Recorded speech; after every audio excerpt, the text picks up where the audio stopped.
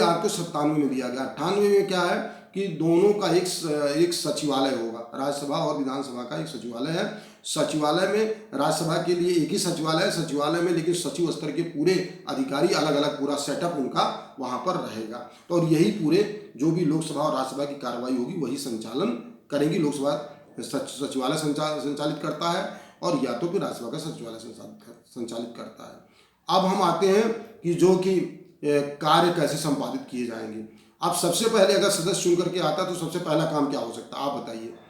अगर कोई भी सदस्य चुन करके आता है, किसी पद के लिए भी आता है, अभी हम सरकारी नौकरी के लिए चुन के जाते हैं तो भी हम एक शपथ लेते हैं कि हम जो है इसके जो नियम कानून है उसको मानेंगे। तो लोकसभा और राज्यसभा के सदस्य जो भी हैं इनको उसके जो हमारा शेड्यूल है अनुसूची 3 है उसमें दिया गया है किस प्रकार वो ओथ लेंगे। पहले शपथ ग्रहण होगा।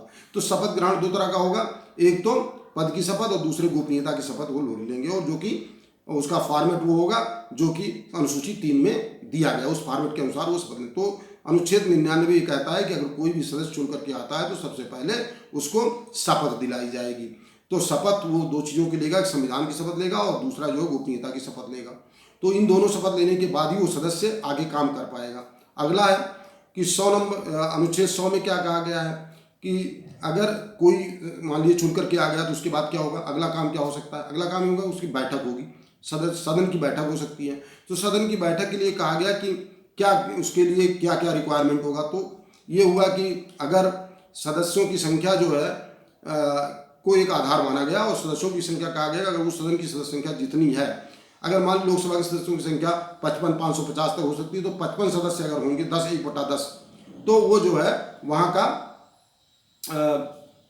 जो वो संसद की जो लोकसभा की कार्रवाई है हो सकती है। इसी प्रकार से लोकसभा में राज्यसभा में भी अगर कार्रवाई होनी है तो उसका 1/10 होना चाहिए। अगर 250 सदस्य हैं तो 25 सदस्य कम से कम होने चाहिए, तभी वहाँ की कार्रवाई शुरू की जा सकती है। तो ये जो है अनुच्छेद 100 जो है सदन के सदस्यों की बैठकों के बारे में बताता है और कोरम के बारे में बताता है। अब आते हैं कि जो अगला सेक्शन है संविधान संशोधन अधिनियम, अगला जो अनुच्छेद है भारतीय संविधान का वो है अनुच्छेद 101, स्थानों का रिक्त होना। इसमें वो दशाएं दी गई हैं जब कोई पद जो है रिक्त माना जाएगा। उदाहरण के लिए अगर कोई आदमी लोकसभा का सदस्य, राज्यसभा का सदस्य और लोकसभा का भी सदस्य बन गया तो उसके लिए एक मियाद है और उस मियाद के अंदर अगर वो पद से एक छोटे पद से इस्तीफा नहीं देता, एक पद से इस्तीफा नहीं देता तो उसका एक इस्तीफा मान लिया जाएगा और बड़े पद पर वो रहेगा। तो इस प्रकार से ये पद रिक्तियाँ की और स्थितियाँ हो सकती हैं कि लगातार उसमें वो जो है पार्टिसिपेट नहीं कर रहा है विधानसभा की कार्रवाइयों में, लोकसभा की कार्रवाइयों में पार्टिसिपेट नहीं कर रहा, उस आधार पर भी उसको हटाया जा सकता है या अन्य भी बहुत सारे कारण हो सकते हैं। उसमें दिया गया है कि क्या क्या कैसे पद वैकेंट होंगे। अब आते हैं 102 पर। 102 में वो सभी कारण गिनाए गए हैं जिस आधार पर उसको अनर्ह माना जाएगा यानी कि इनएलिजिबल माना जाएगा। ऐसे कारण अगर वो दिवालिया हो गया है, अगर वो पागल हो गया है, अगर उसने दूसरे देश की नागरिकता ले ली है, तो इन सब कारणों के आधार पर उसको जो है उसको निरर्हित माना जाएगा यानी वो व्यक्ति जो है मतलब लोकसभा का सदस्य रहने लायक नहीं होगा, वो डिस्क्वालीफाई कर दिया जाएगा। ऐसे उदाहरण के लिए ये भी कहा गया कि 2 साल से अगर अधिक की सज़ा हो जाती है किसी भी सांसद को तो भी जो है वो निरर्हित हो जाता है। अभी जो है आपने देखा कि राहुल गांधी के मामले में इस तरह का मामला हुआ था जिसको बाद में वापस किया गया। अब ये आता है कि भाई कोई आदमी डिस्क्वालीफाई हो गया किसी कानून के तहत, मान लीजिए दिवालिया हो गया, मान लीजिए दूसरे देश की नागरिकता उसको मिल गई, या मान लीजिए 2 साल से वो जो है 2 साल की सज़ा पा गया, 2 साल से ऊपर 2 साल 2 साल से ऊपर की, तो इसको डिसाइड कौन करेगा कि ये मामला जो है कि उसकी सदस्यता चली गई या नहीं चली गई है।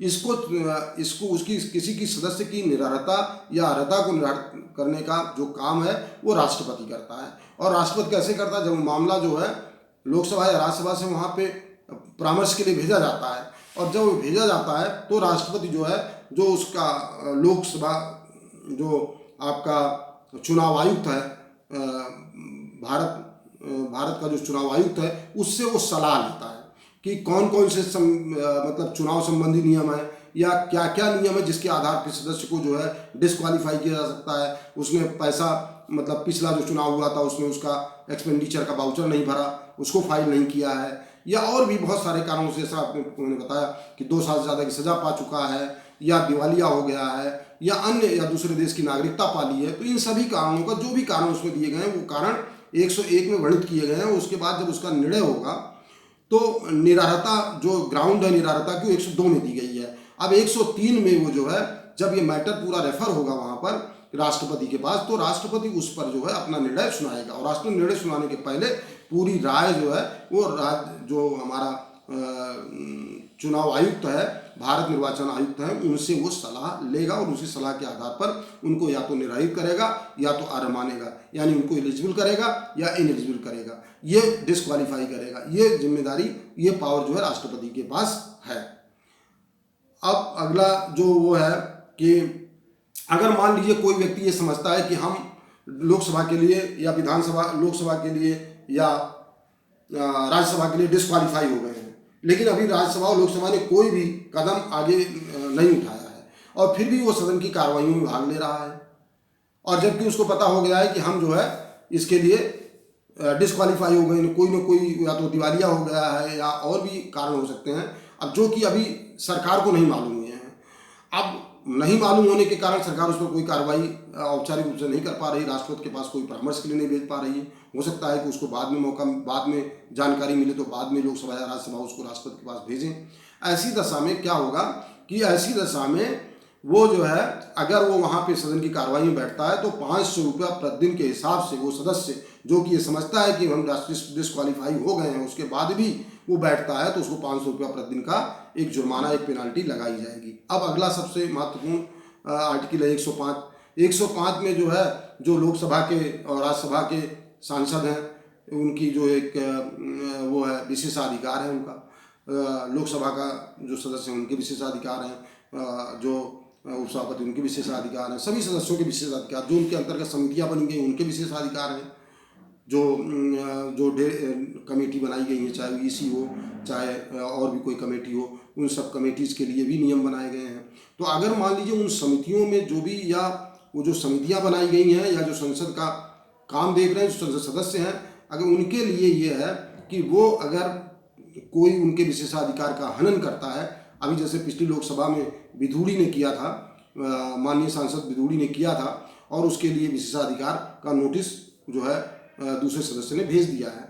तो अब ये लोकसभा का जो सचिवालय विशेषाधिकार समिति है वो तय करेगी कि विशेषाधिकार का हनन हुआ है या नहीं हुआ है, उसके आधार पर कार्रवाई की जाएगी। तो अब आप लोग ये समझ चुके होंगे कि अब ये जो आर्टिकल हमने आपको बताए हैं, हमने क्यों बताए हैं आपको आर्टिकल। जब लोग पढ़ना शुरू करते हैं, मैंने पहले ही बताया था कि पहले उठा के शुरू करते हैं तो पहले फंडामेंटल राइट पढ़ना शुरू कर देंगे।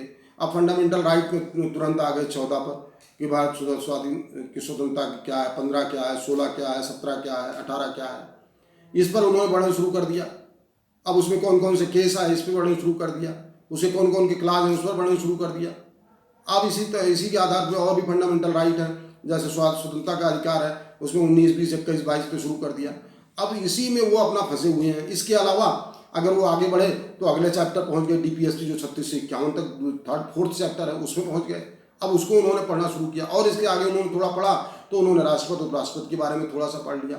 अब संसद की जो कार्रवाई है उसके बारे में वो पढ़ी नहीं रही। इसीलिए हम आपको ये बता रहे हैं कि क्योंकि कई सवाल इस तरह के पूछे जाते हैं जिसमें सीधे सीधे आर्टिकल्स के बारे में पूछा जाता है, चैप्टर के बारे में पूछा जाता है, तो जिससे आप ये समझ सकें कि जो बाद के आर्टिकल हैं वो भी कितने महत्वपूर्ण हैं और जो कुछ ऐसे संशोधन अधिनियम हैं जो कि हमारे लिए ज़्यादा महत्वपूर्ण है, जो कि पुराने हैं, यानी 1, 2, 3, 4, 5, 6 को कोई नहीं पढ़ता। अब जो संविधान संशोधन सबको आता है वही पढ़ लेगा कि 86वें संविधान संशोधन से राज्य का नीति तत्व वो बनाया गया, फंडामेंटल राइट शिक्षा को बनाया गया, अब ये सब पढ़ लेंगे।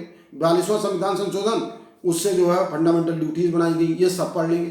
तो इसके लिए यह है कि आपको संविधान के एक एक आर्टिकल को और इसके अलावा संविधान की जो अनुसूचियाँ हैं और 7वीं अनुसूची में जो आपके सब्जेक्ट दिए हैं उनको भी आपको याद करना होगा और ये कहीं से भी कुछ पूछा जा सकता है। इसलिए हम आगे इसके बाद अगला चैप्टर हम आपको रखेंगे जिसमें अन्य महत्वपूर्ण विषय आपके समक्ष रखे जाएंगे। और तब तक के लिए जय हिंद, धन्यवाद।